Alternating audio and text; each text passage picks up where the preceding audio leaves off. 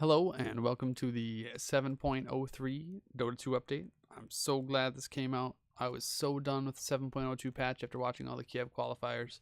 I figured I'd make a video for this. I love reading through the patch notes and just kind of analyzing the changes that they made, figuring out why they changed them, and trying to figure out the new meta a little bit.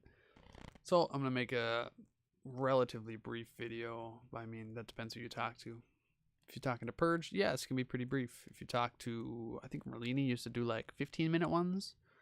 Those are pretty good. I think this will be, hopefully around like a half hour. I like to dig into things a little bit nitty gritty, do a little bit of numbers with it. So anyway, let's dig into that. All right.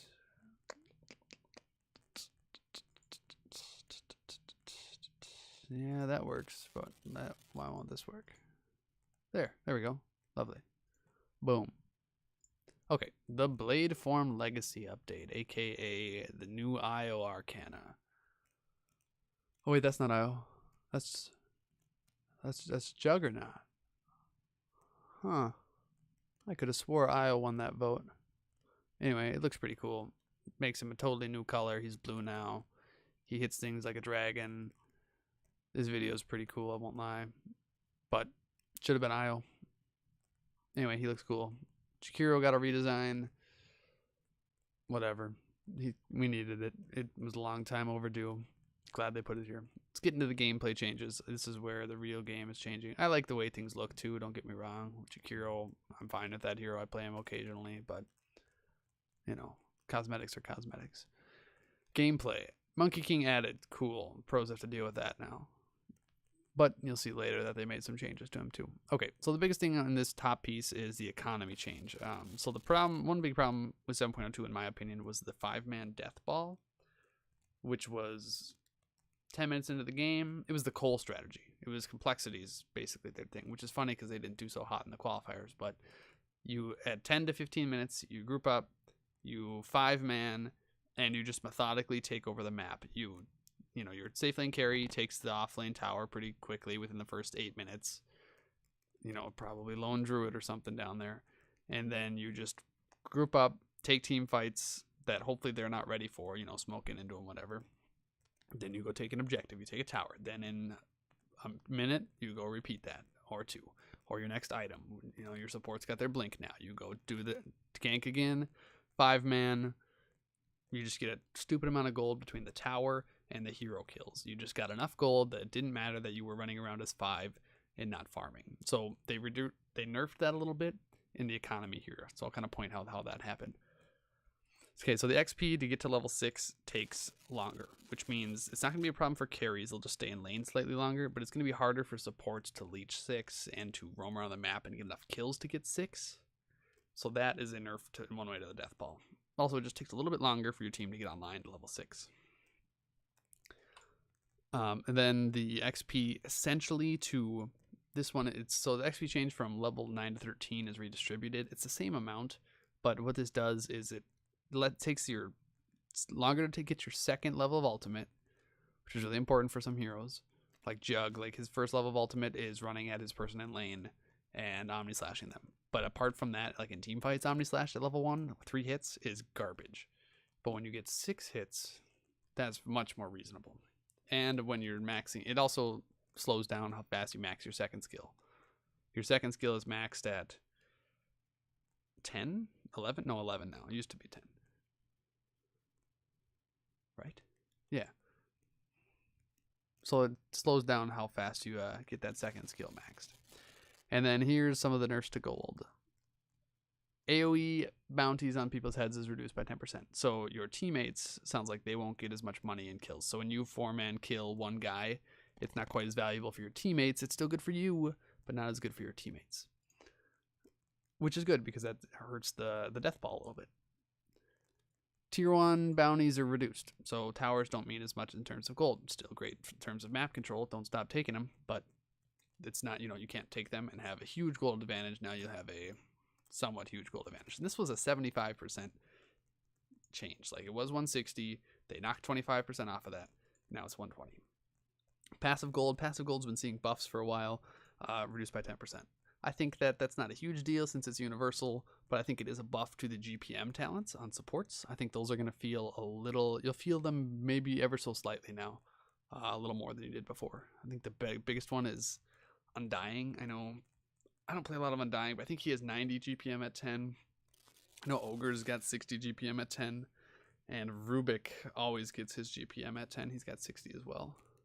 And those are cool heroes. I like playing Rubik. Ogre's, you know, he's a bloodlust machine, but whatever.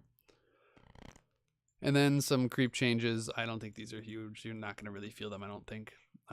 Shrines give a little bit less. Cool. Towers are easier. So towers have less armor now. They're reduced by 4. I think they had like 20, roughly 20 before, and then they gave an AoE off of armor for your teammates, which the purpose of them giving that AoE to your team was to encourage fights under tower. That's what a lot of these changes are for. It's for encouraging fights. Why did they add shrines? They added shrines because off lane is a lot about running the lane, getting XP until you run out of consumables, then you go home and heal. Well, nobody likes running home and healing. It's not a very fun way to play Dota. In fact, it's hardly playing Dota when you're running around the map and healing. So it gives you more lane sustain for mid lane and off lane, and the mid lane one can kind of be used for supports as well. That one seems to be pretty popular for that. But staying in lane is what's fun about the game, and fighting other people is Dota. Running to heal is not playing Dota. So that's what they really put shrines for into the game, for my opinion. Plus, it's another piece of map control and an advantage. There's a lot of push and pull in Dota, and you know, if you fight downhill up versus uphill, okay, you have a disadvantage. You know, these are these things that happen in Dota that don't happen in League, which really sets it apart. Is even if you're behind, you can take good fights and create an advantage for yourself. And so that's another reason that shrines are there. So they're just good. Anyway, they've nerfed them a little bit, and so now what they're doing with this tower thing is that towers get 2 armor, an additional 2 armor for each enemy player within 1200 AoE. Oh, I read that wrong. I thought it was allied. So when there are 5 people banging on your tier 1, it gets 10 armor. Oh, that's interesting. It still encourages fighting, but in a different way than I thought. I thought however many people you had around it. Huh.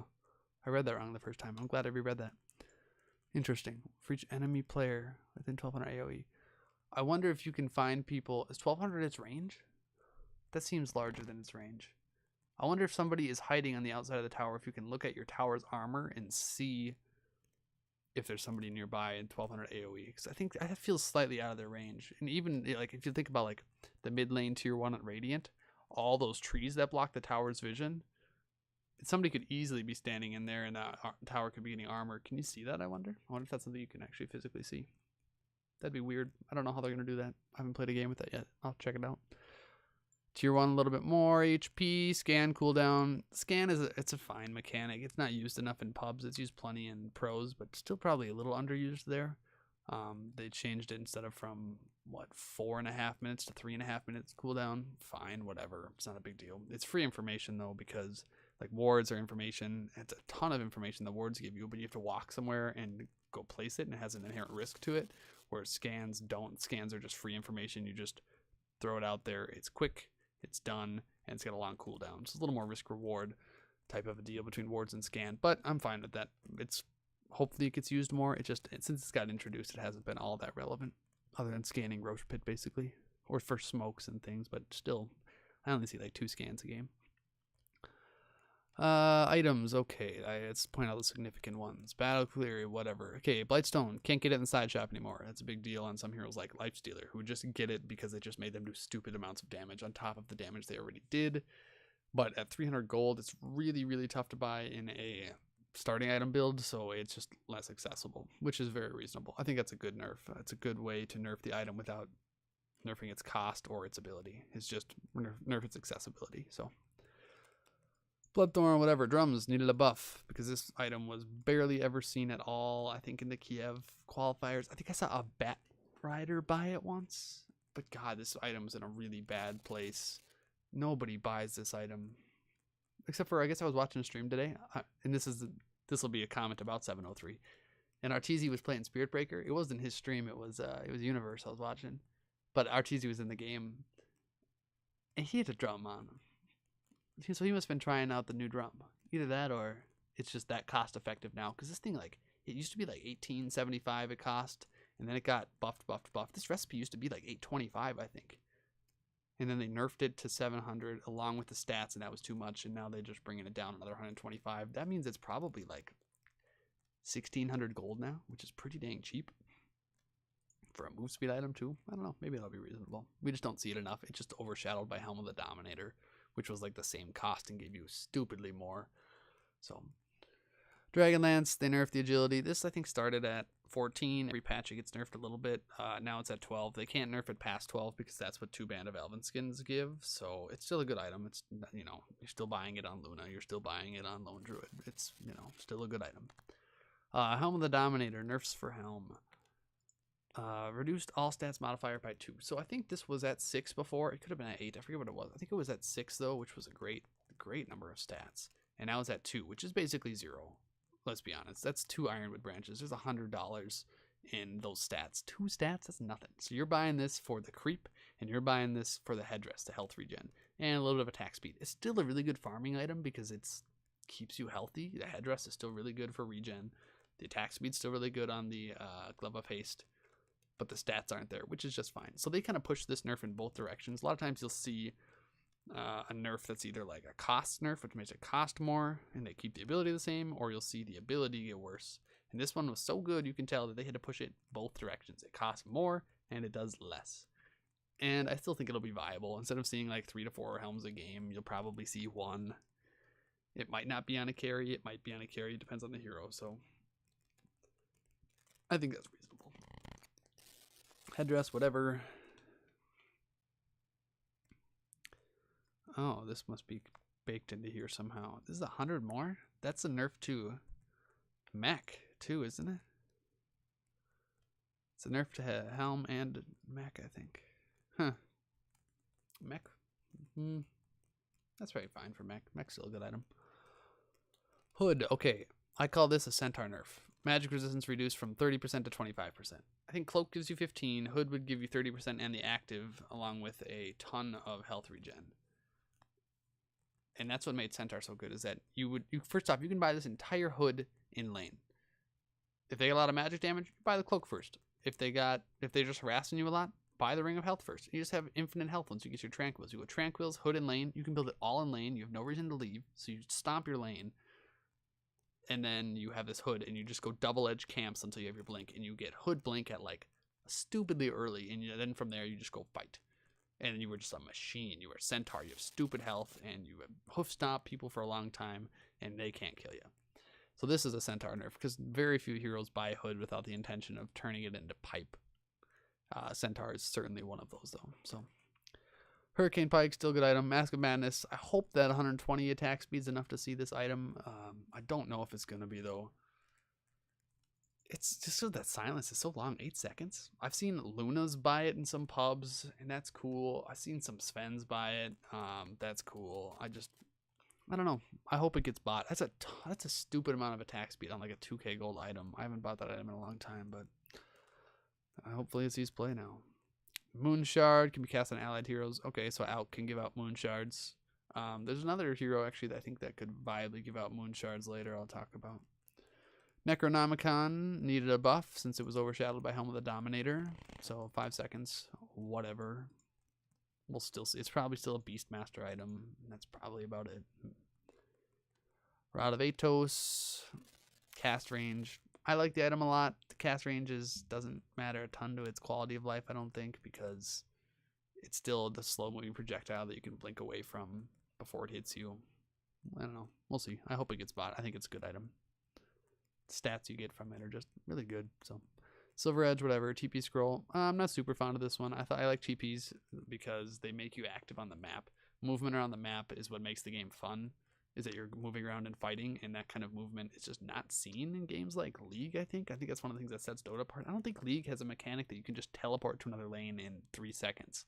I know you can go home, but I don't know if you can go to other lanes. Anyway, TP scrolls are half the game. It's the why towers are so important, and so this cooldown increase, fine, I guess. Whatever. I'm just not super thrilled about it. I like being able to move around and be active. I think it's important to the game. Ultimate Orb, cost increase, whatever. Slight nerf to Lincoln's Manta, those heroes who buy those items. So Abaddon got a little nerf to his mana. Kind of similar to the Darkseer nerf that we saw from 7.02, that the Ion Shell cost more, even though the Darkseer nerf was worse than this one. The shield, it hurts his early game, then they buff his 25. I read through these, and there's a lot of 25 changes, which there's not a lot of. So these nerfs and buffs on heroes are not a lot of actual skill changes, but talent changes, which is kind of a nice way to fine-tune the game, considering it was in a really good place at 6.89 before 7.0 came out. It was like almost all heroes were viable in the meta, which felt really good. The meta would change from a Drow meta around the Summit 6 time, where Warlock was a first pick every time, and Drow strats were abundant, to Boston, where that was not the case at all, where everything was, I think Boston was more of a low cooldown fight more than every 3 minutes, you know, when Warlock ults up. It's like Tidehunter wasn't good in that meta, I don't think. I don't remember Boston, it was a while ago. I've seen too many tournaments between now and then. In the old map, feels like forever ago since 7.0, but anyway, 25 talents. The game's in a pretty good place, but the talents are what they're adjusting the buffs and nerfs through mostly, so that's what you'll see most of. Anyway, they did nerf his Aphotic Shield mana cost. AA 25 talents are different. I still don't think they matter a lot. He might get it because he gets Midas, but I don't, you know, getting a little more chilling touch damage, whatever. Charges of Cold Feet, like 4 charges of Cold Feet. Actually, is that 5? Do you get 5 charges plus 3 charges of Cold Feet to plus 4? Does that mean you get 5? Does that mean you just Cold Feet their entire team? I don't know, but I just don't think it matters that much. He's still his ultimate. It's kind of who he is. If they buff that at 25, that'd be great. But it's just not going to happen. They're trying to make his other skills more relevant. And, you know, 100 damage is good. Don't get me wrong, that's good. But 25 is a long way. So, anyway. Arc Warden somehow got picked at Kiev. I don't know how. I didn't see the games that happened. But the Kiev qualifiers, regional qualifiers, he got picked twice, I guess. And he won both games. I should try and find those games. I don't know how he won. He was horrible. Okay, little buff to his magnetic field. Tempest Double is back to, I think, where it was before in duration. And level 25 talent, whatever. Okay, Bane. Who cares about the move speed at 25? Bane's never seen 25. Base damage increased by 4. Makes him better in lane, better at harassing. He already had really high base damage to begin with. Now he's got even more. He's seen a lot of base damage increases, I feel like, if you look at the last few patches. Bat Rider, level 25. I do see Bat Riders occasionally get 25, just because, I don't know, games go long. He's a core. I almost always see the Firefly talent, which is like, it doesn't put it at 100% uptime duration. It goes from like 50% uptime Firefly to like 75% uptime, but doesn't do any more damage or anything. I kind of feel that 200 Flame Break AoE was better to begin with, and now it's 300. That's huge. That is like a stupid big. I'm going to look at Bat Rider. Bat Rider. What was his AoE? Because that's like Ravage big now, I'm pretty sure.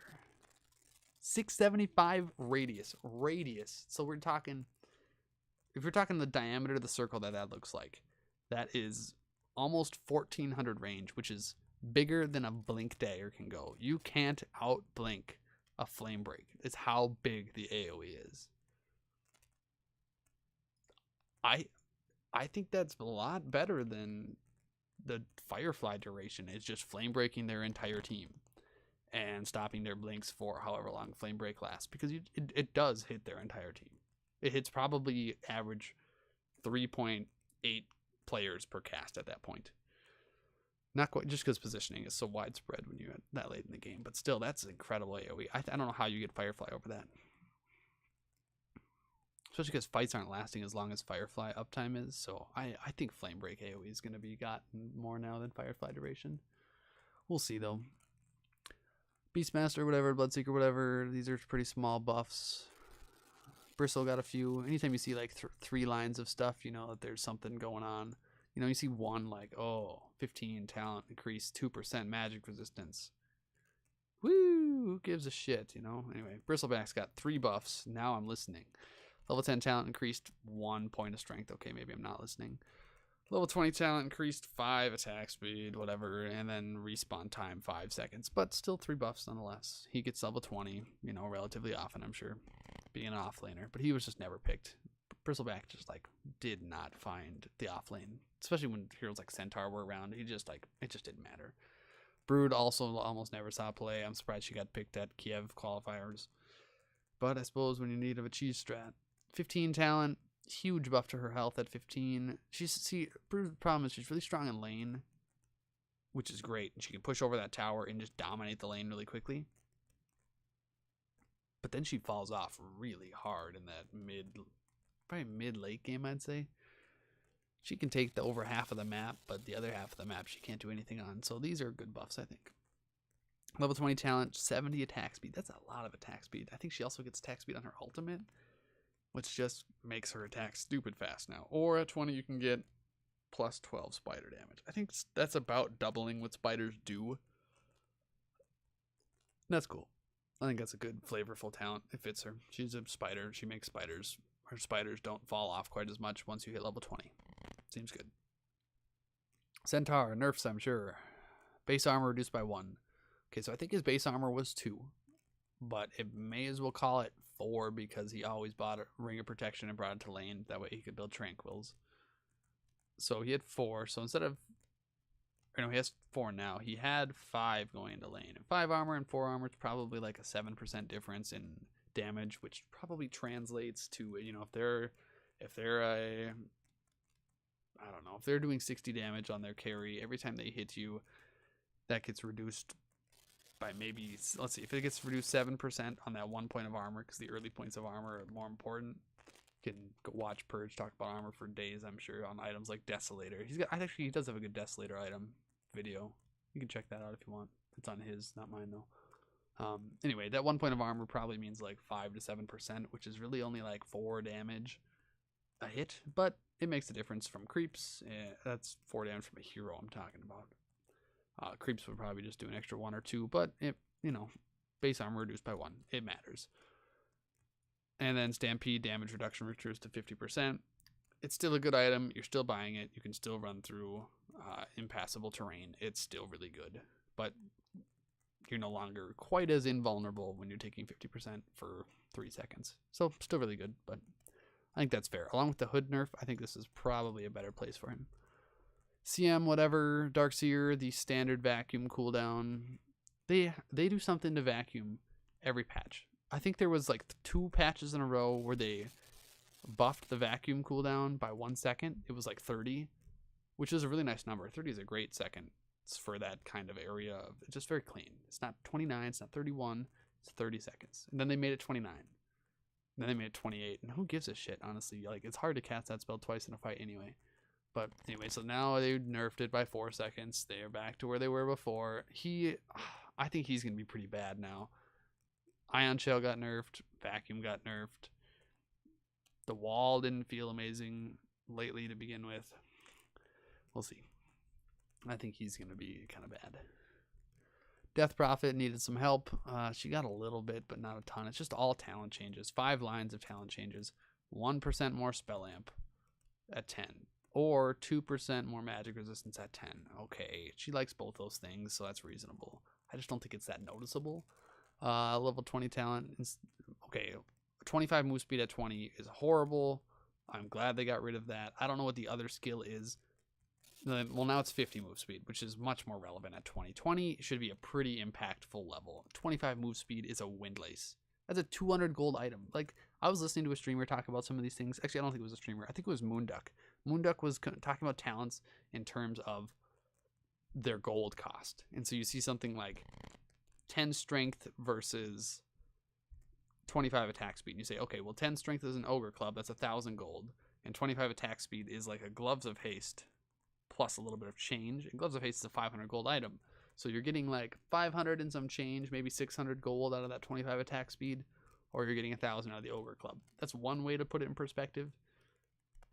You know, certainly that one's probably a little closer, depending especially what kind of type of hero you are, which one you'd get. But I think that's a decent way of evaluating talents and choices of them. And it really tells you that 25 move speed at level 20 sucks dick. That's a windlace. That's like That's a 200 gold item at level 20. How do you do that? That's worse than your level 10 talents. Move speed talents are horrible to begin with. I can't believe that was that. I'll leave it there.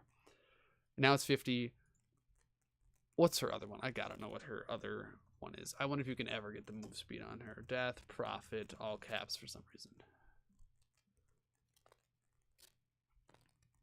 And then I gotta start moving faster through these because I didn't plan to take this long. Where are your talents at, girl? 20. 10% cooldown reduction or 50 move speed. Okay, I think that's reasonable. I think you can get either one of those. 10% is just really not a lot. It's probably good because it cools your ultimate faster, but I don't know. That might help her.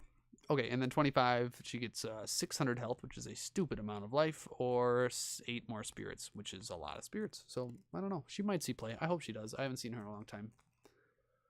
Dragon Knight. Man, he just gets shit on in lane usually before he's 6. So he's a little bit better at 10. A little bit better attack speed. Wow, this is like the exact case I was talking about. So you get like an Ogre Club, or 9/10 of an Ogre Club, or attack speed. Now, on Dragon Knight, it's kind of situational. If you need to farm faster, that 25 attack speed is way better than the 9 damage. But if you need a little bit more health, you take the 200 life and the 9 damage, and you're happy. So that one's reasonable. That one's like, they're close enough in gold that you have to evaluate game state a little bit. And then 25, he has a movement speed talent. I'm not going to go look up what his other one, but 75 move speed is a lot of speed when you think about a flying dragon, so that's reasonable. Nerf Spirit, seen nerfs probably exclusively since he got put into the game. Less move speed. Cool. That sucks. He just boulders in anyway. He still oofs you. Orb of Venom. He's still going to be good, which is cool because I like playing him. I like watching him. I like watching Jerix play him. I like watching Crit play him. Who's the new guy who played him recently? Tim's played him, and he was good at him. So, I don't know. I like watching good Earth Spirits. It's fun. Earthshaker really needs some help, unless it's Bambo playing him. Bambo plays him like a god somehow. Aftershock damage increased. Okay. Fine, whatever. And then level 10, a little bit more strength. Okay. Elder Titan, whatever. Ember, 5 lines. Okay. So his spell amp got nerfed again. It's 10% now. It was 15 2 patches ago. Then it gets 12, and now it's 10. And they changed him to a little bit more damage on the 10. I think they're trying to make him have 2 paths. The meta usually doesn't let that happen. Usually it's just like one is better than the other, and that's kind of it. And if it's not, if you want to take the alternate path, there's usually a hero that can do it better.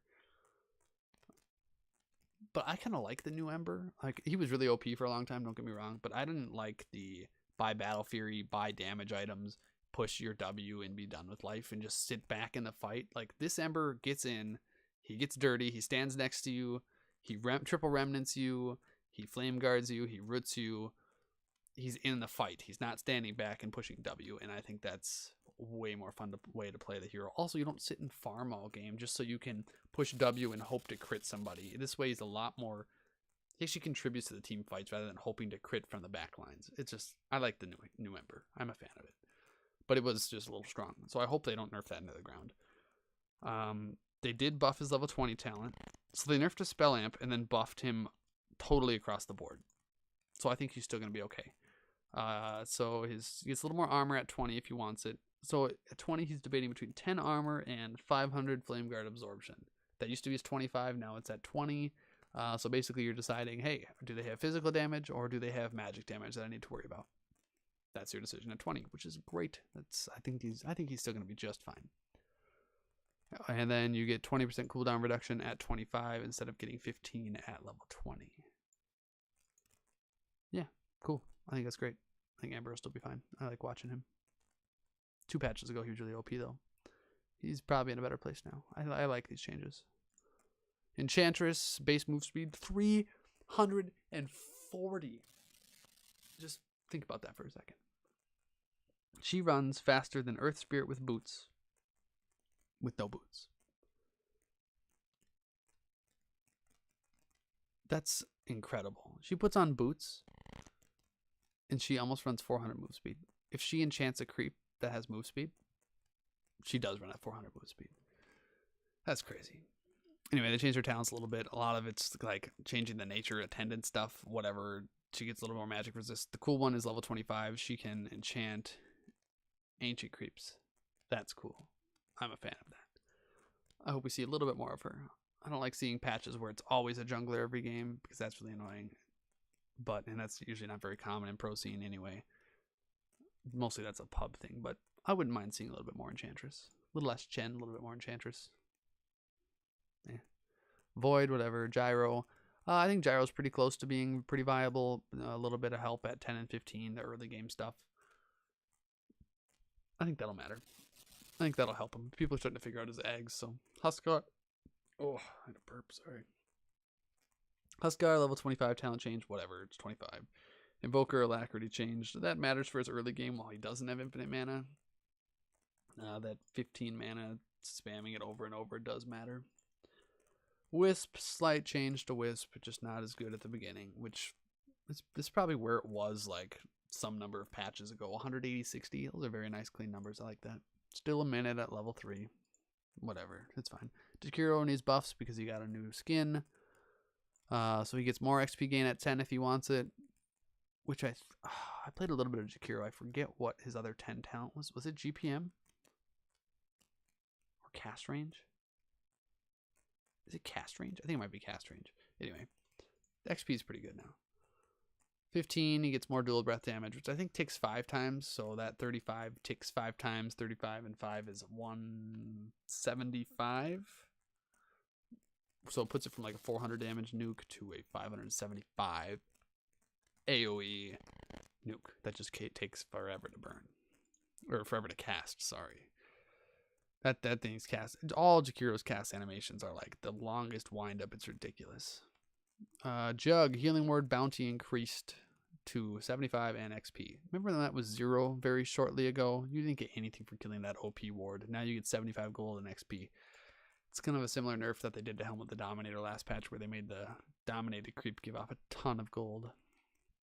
Keeper, I thought these would be bigger nerfs than they are considering how good he was. His win rate didn't turn out super well at Kiev, but he still like feels really good. He like just kind of dominates a game from a really supporting role at all stages of the game. He's just good at all stages of the game, which is like rare from a support like that. So they nerfed his mana leak by 1 second, which matters to his early kill potential. And then they nerfed his mana cost by 10. I don't think that's a big deal. It used to be 75 and they made it 150. That was a big deal, going from 75 to 150 on the mana cost. But 150, 160, who cares? It's the duration that matters.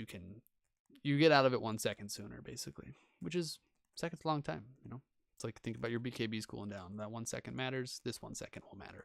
I think he'll still be viable. I think Valve is learning how to not nerf people into the ground, which you'll see with Lone Druid later. Same with Ember up above. You know, they nerfed him, but not into the ground. Keeper, nerf him, not into the ground. Kunkka, really level 20 or level 15 is move speed perk at 20. Who cares? You're probably always getting the other one. Okay. -8 second, press the attack cooldown. Okay, whatever. I think that spell was already good. I don't think this is a big deal. We'll see. 25 is just so late. 25, Lightning Storm. I think you're pretty much always getting the other one at 25 on Lesh anyway. The Diabolic Edict explosions, like double them or something. I've seen games end by... What was the coolest game ending I saw? I think it was either Matumba Man or Arteezy. One of those 9k carry guys were playing Slark. I think it was Matumba Man, now that I think about it. And he bought the Slark eggs because it was like a 60, 70 minute game. Stupid long. All they had to do was kill the tier 4s and the Ancient. And they won. But it was, you know, probably a Tinker Coddle base siege that they were fighting into. Something crazy. So he bought Slark eggs, and Lesh bought Refresher, BKB, and then got that 25 talent that you can just nuke down buildings really fast. And so they went under Slark's thing, popped the ability, siege the towers incredibly fast, because you get a few seconds under Slark, like 5-6 seconds or something. And then he pops BKB, and they just let that thing, they refresh, BKB again, use the Diabolic Edict again, and just do an incredible amount of damage. You're doing 4 times the damage that Diabolic Edict does with the double and the refresh. And they stack too. So you can refresh immediately and get 4 times going all at once. And it was just, they deathballed basically. They ran in, they They were going to die if they didn't finish the throne, but they did. It was a cool ending. Anyway, you're not getting that. That was a lot to say. I still don't think you're getting that. Lich, a little more move speed at 10. Actually, a lot. 25 move speed, that's more reasonable. A little more health. Whatever, he's Lich. Lifestealer, nerf to his laning with the base damage reduction. He's still going to be good. He's still Lifestealer. He still has bombs. Lena, I think these Lena changes are cool. I hope that we see her mid more and less support. I think that right-click Lena can be real. Level 10 talent, a little better respawn time reduction, which is rare to see on cores. Considering she can be a core, that's rare. Otherwise, you can get the Light Strike array damage, which is now 80. 60 felt kind of weak, especially if you apply magic resistance of 25%. 60 goes to 45, whereas 80 now goes to 60. So Light Strike array doing 200 now does 260. Which just gives you you're just killing people better. It's just straight up. That's cool. I think that's great. Level 15, you can get, I forget the one that's across from the damage. I think it's pretty reasonable, but 50 damage is a lot of damage if you go right-click Lena, because you can build a crit eventually, and then you can just do stupid amount of damage with a stupid amount of attack speed, which you will see here. Level 25. So +1 Fire Resell max stacks was already really good in my opinion. But this is actually a buff to it. I had to run the math on it. But so now you used to get the 4th stack, which I pulled up Lena. So now you get 40 and 4. You used to get just a 4th stack of the old stuff, which would give you a 4th stack of 8. If you have 3 stacks, you get 24. If you have 4th, you get 32. So now when you add 4% on top of that, you're getting 12 times 3, which is 36. So instead of getting 8 times 4, 32% move speed, you're getting 36.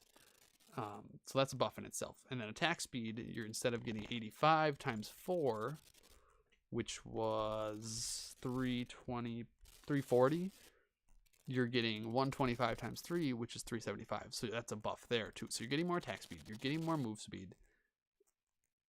And on top of that, you don't have to cast the 4th spell, which is a really big deal because Lena only has 3 spells.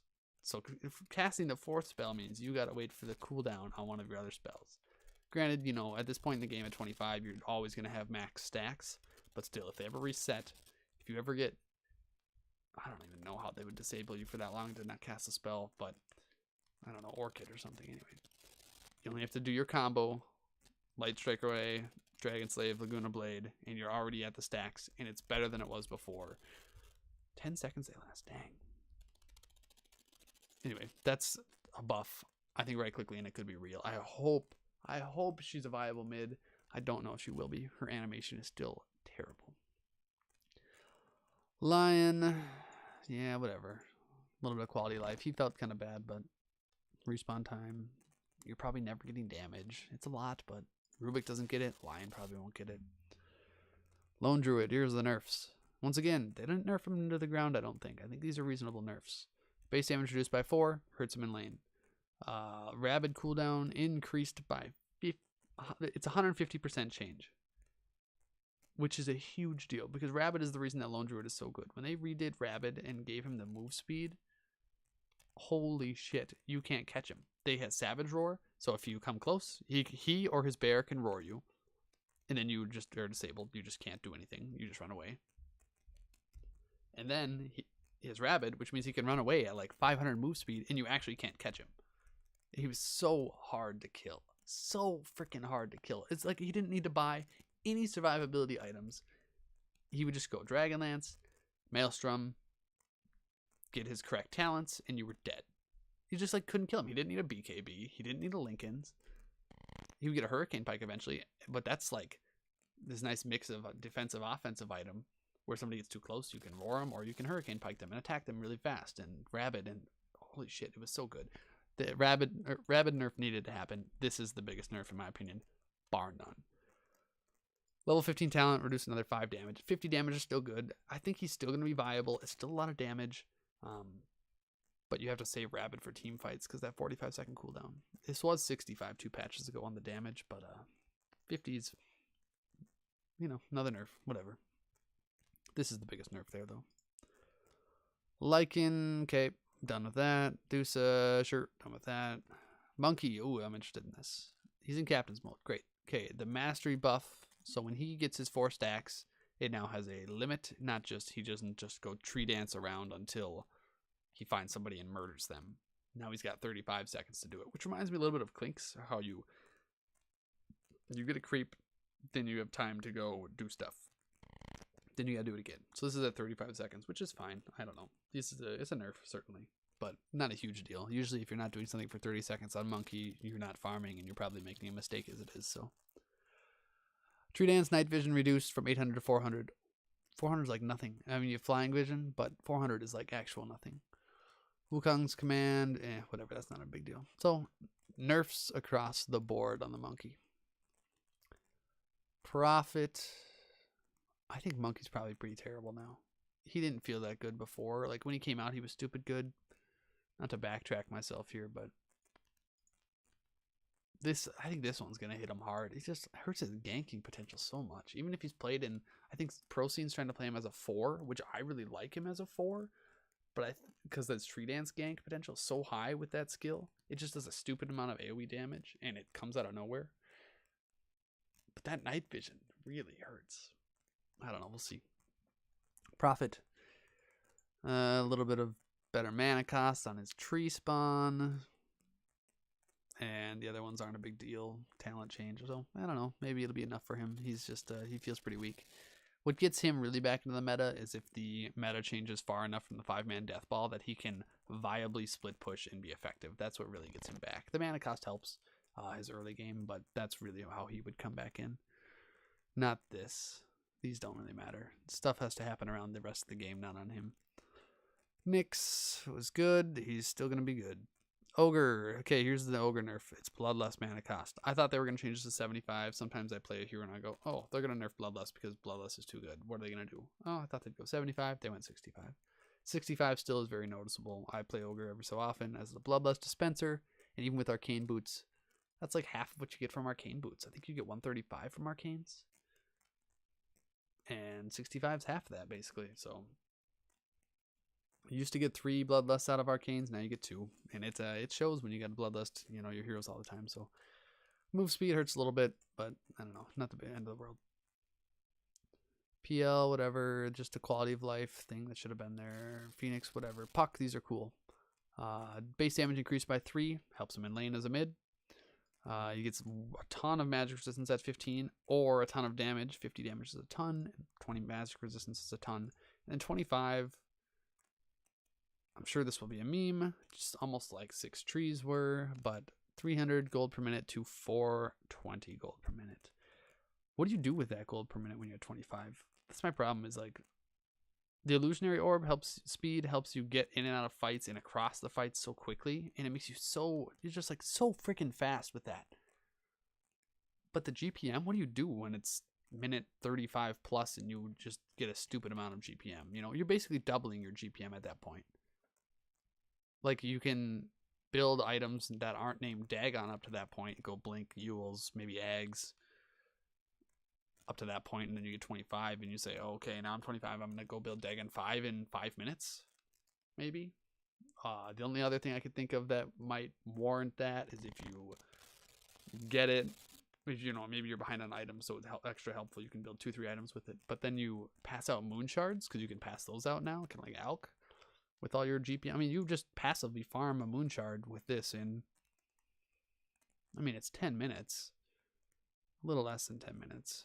We'll call it 9 minutes, but that's just passively, not doing anything else. You probably actually get the moon shard in more like 4 minutes when you stack normal farming on top of it. Which is, especially if you get this damage perk, I don't think it's going to happen, but like, I'm trying to figure out a way that this could work over Orb. I just still think Orb is better. And you'll always have buyback with that, which is cool, but Orb's probably still the way to go. Pudge, I think these are some sad nerfs. I like seeing Pudge on the meta. He's an exciting hero.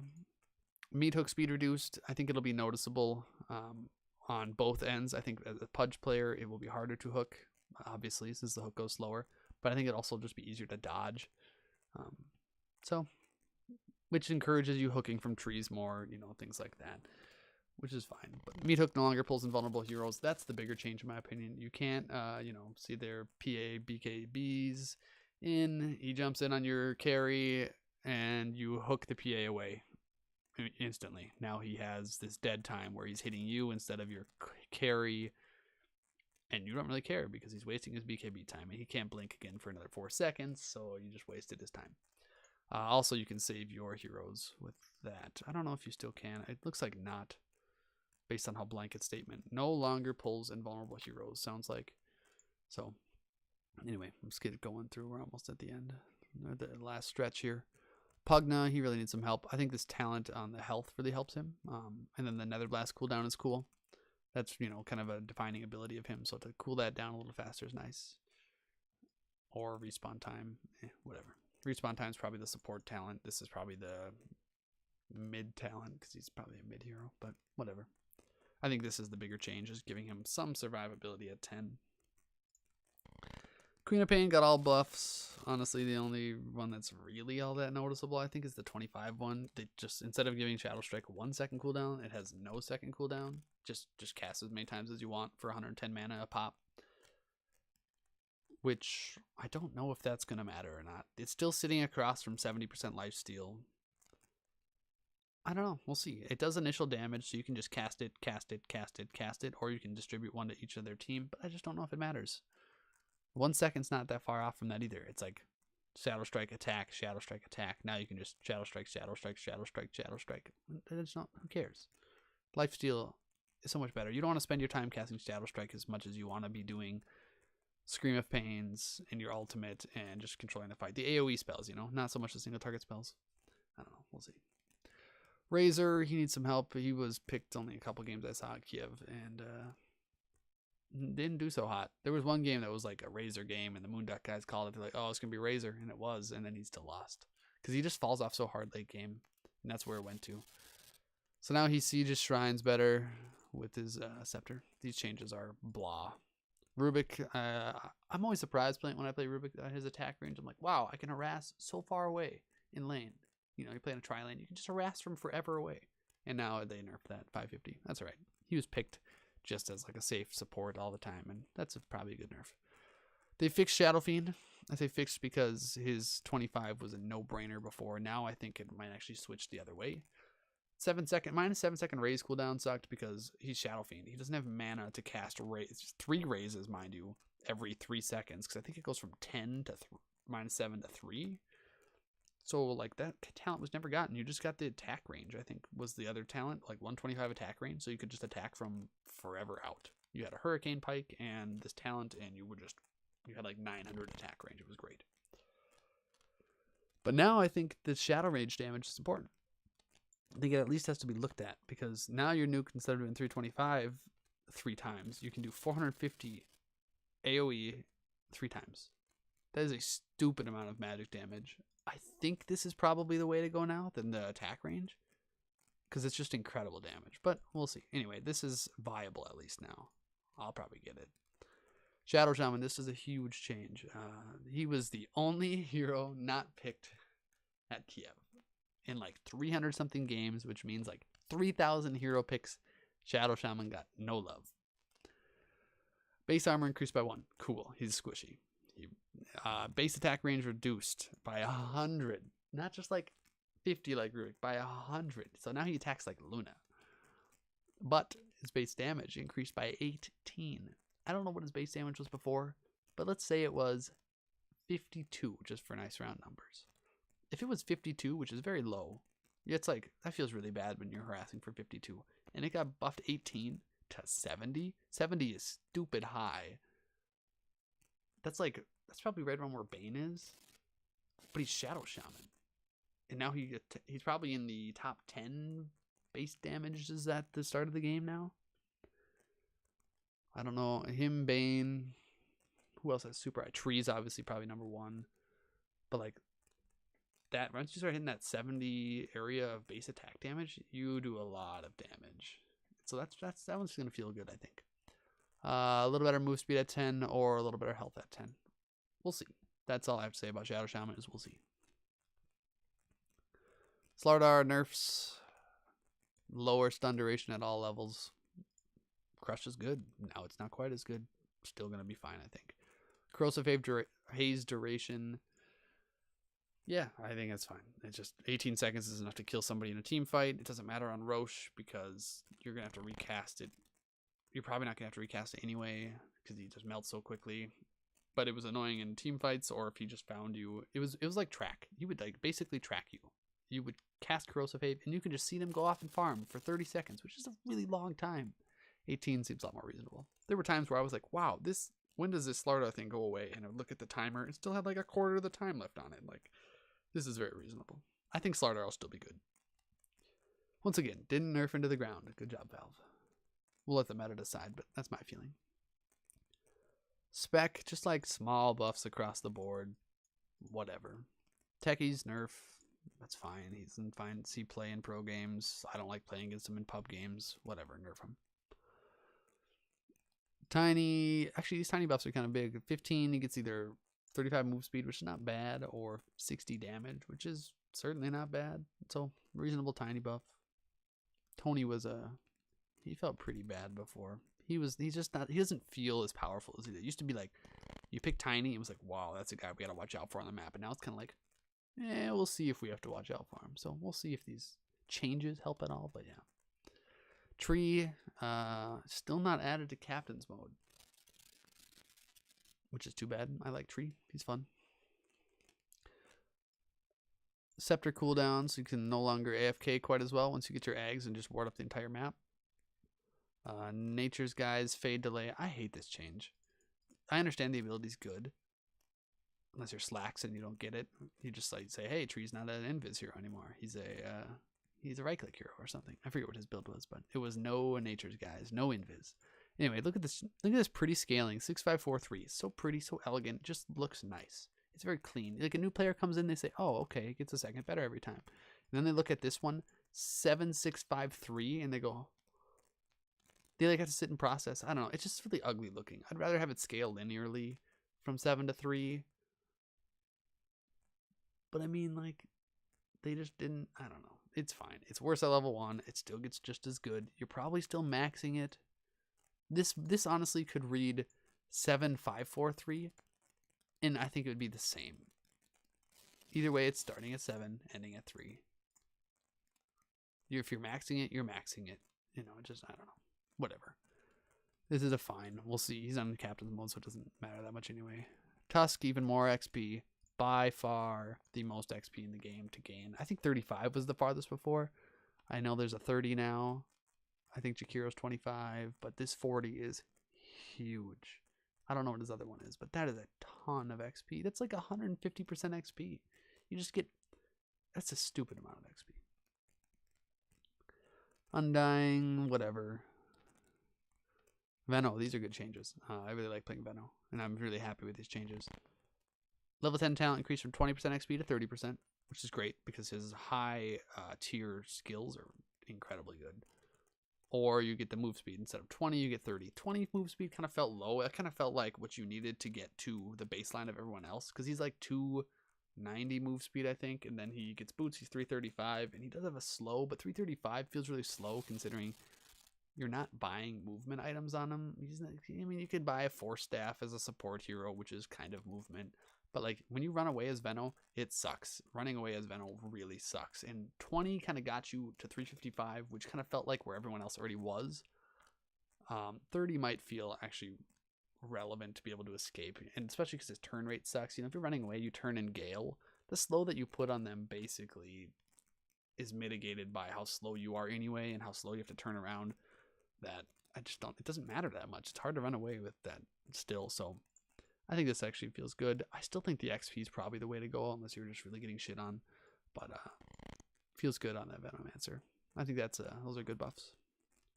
I hope we see more of him. I like his kit. Viper, whatever. I already know that. Visage, they can't seem to balance this guy correctly. A little bit more XP gain, 30. Okay. Familiar is a little better at level 1 and 2. Okay, we'll see. Weaver is worse in lane, a little less for base damage, less move speed, man, who cares? And then 25 talent sits at 35% magic resistance now, which is still sitting across from the plus 200 Sakuchi speed, which is really good. So I don't know. The 35 is a lot of magic resistance. It makes him really tanky. I think he'll still be a good situational pick, but I don't know. I don't know if this changes a lot on that 35. We'll see. Wind Ranger, just like everything's changed by like a second, a little bit more, wind run slow, whatever. Not a big deal. Slight buff. Slight buff to Wyvern, not noticeable. Zeus. Here we are at the end. Scepter cooldown duration, 5 seconds, whatever. Zeus felt really weak in mid lane. A little bit more health at 10, 25. So he scales better late game. And his Ags is better. They really want his Ags to be a thing. I don't know. He'll be... I hope he's picked, but I'd rather not see him spammed anyway. I don't think he'll be OP by any means. And, you know, most of these heroes tend to not be, but... What was Jugs? Did he get... I was just thinking about his Arcana. And how usually when they put out Arcanas, they want everyone to buy it, so they make the hero good. But he was already good, so how do you make him better? So they just don't change him. They just make him a little bit worse as far as his detriment. But if you play him really well, there's no nerf if you just protect your healing ward all the time. So anyway, that's 7.03. I'm excited to start watching it and playing it. I'm so glad Valve does such good timing sometimes. Like, okay, this patch has been around for a long time. This 7.02 patch, it was really played, especially in the pro scene. We had the tournament that Liquid won. What was that like? And we had the tournament that EG won that was also on this patch. And then we had this Kiev qualifier. So you saw a stupid amount of pro play on it. And now we finally get a nice change. Right before Kiev. It's a month before Kiev. Teams have time to figure out the patch, play the patch. I think this is great timing. I was really excited for this patch to come out. I kind of knew it was going to come out. But yeah, I'm excited to get playing it. So anyway, thanks for watching. I'm going to go probably play this patch now. Check us out, whatever we got next time. So yeah.